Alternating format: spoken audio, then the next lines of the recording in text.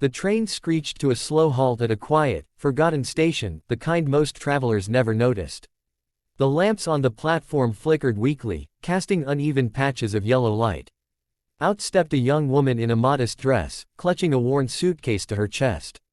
Her eyes darted left and right as the car doors slammed shut behind her. The train pulled away with a long whistle, leaving her alone in a place that felt more ghost town than destination. She unfolded the letter in her trembling hands. The ink was smudged from overreading, but the words were clear. Her groom-to-be had promised to meet her at the station. She whispered the town's name under her breath again and again, but her heart dropped when she glanced at the faded wooden sign nailed to the post. It was not the town written in her letter. Her chest tightened with panic. She had traveled for days, leaving behind everything familiar, every trace of her old life. All her hopes were pinned to this one journey, and now she had stepped into the wrong place. The station was eerily silent except for the occasional rustle of wind. There was no man waiting with flowers, no carriage, no sign of welcome. She sat on a wooden bench, her small suitcase by her side, gripping it as if it contained not just her belongings but her fragile dignity. 1,000 questions swirled in her mind. Should she wait for the next train? Could she afford another ticket? What if her groom thought she had abandoned him? But deeper than the fear was the sting of doubt. Was this journey a mistake altogether? Her lips quivered as she whispered a prayer, eyes closed tight. Lord, please don't let me be lost. Show me where I belong. The chill of the night bit into her, but her spirit clung to the sliver of hope that maybe, just maybe, she wasn't as lost as she thought.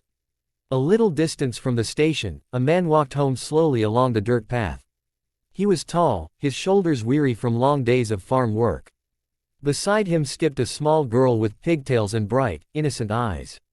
Her tiny hand gripped his large calloused one, swinging it playfully. The man's eyes were downcast, his expression quiet and heavy. He had been raising his daughter alone since his wife's passing. Life had grown into a pattern of silence and struggle, tending fields by day, tucking his daughter into bed by night, living without warmth or companionship. His heart had long stopped expecting miracles. But the little girl was different. Every night, she prayed in her childish voice, asking God to send them someone who would love them both. She would whisper, "Papa, God will send us a mama. You'll see." The father would only smile faintly, never daring to encourage hope he didn't believe in. As they passed by the small station, the girl's eyes suddenly widened. On the bench, under the weak glow of the lamp, sat a woman, alone, vulnerable, but strangely radiant in her quiet strength. The girl stopped in her tracks, tugging hard on her father's hand. "Papa," she whispered loudly, excitement bubbling in her voice. "Papa, look, God finally answered us." Her words rang with such conviction that the man froze. His gaze followed hers, landing on the woman who looked just as startled to see them. Their eyes met, his guarded and tired, hers uncertain yet filled with longing. The man's chest tightened. He had no reason to believe in divine signs, and yet his daughter's words, her unwavering certainty, stirred something deep within him. He studied the woman more closely. The suitcase, the nervous way she clutched it, the exhaustion etched across her face. She wasn't just a stranger, she looked like someone searching for a place to belong. The little girl, unable to contain herself, let go of her father's hand and ran toward the woman. The father called out, startled, but before he could stop her, the child was already smiling up at the woman as if they had known each other forever. The woman bent down as the little girl hugged her legs without hesitation. Startled, she looked at the man approaching quickly, unsure if she should apologize or step away. But the child's smile was warm, and her tiny arms refused to let go. "I'm sorry," the man said, embarrassed as he reached them. She doesn't usually do this." The woman shook her head gently, her voice soft but trembling.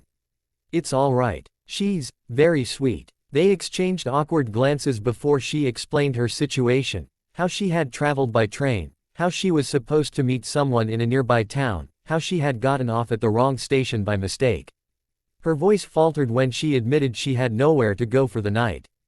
The man listened silently, his heart torn. He had learned to guard himself from strangers, but something about her words felt sincere, and the look in her eyes mirrored the same loneliness he had carried for years. His daughter, still clinging to the woman, looked up at him with pleading eyes that seemed to say, "This is her. This is the one we prayed for." The woman's hands tightened around her suitcase as she whispered, "I just wanted to find a place where I'm wanted. Maybe even loved." Her vulnerability disarmed him completely. He felt a lump rise in his throat, emotions he had long buried clawing their way back. For the first time in years, he allowed himself to consider that perhaps fate, or something greater, had stepped into his life at this very moment. Under the dim lantern light of the quiet station, the three of them stood there, a widowed man, a hopeful stranger, and a child whose faith had bridged the two. The woman had gotten off at the wrong station, yet somehow, it felt like she had arrived at the right one after all. The man finally spoke, his voice low but steady. "You can come with us. At least for tonight. You shouldn't be out here alone." Her eyes shimmered with gratitude as she nodded, and the little girl squealed with joy, holding both their hands. As they began to walk away together, the father glanced up at the star-filled sky for the first time in years.